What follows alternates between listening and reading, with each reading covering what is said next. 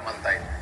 जसे आपण power house म्हणतो तसं एक लाईट हाऊस आहे की ज्या लोकांच्या जीवनामध्ये अंधार असते त्यांच्या जीवनामध्ये प्रकाश करण्याकरता हे लाईट हाऊस आहे. खरं पाहिलं शासनाच्या अनेक अशा योजना असतात, पण त्या शासनाच्या योजना शेवटच्या घटकापर्यंत पोहोचवण्याकरता एनजीओची फार मोठी मदत लागते.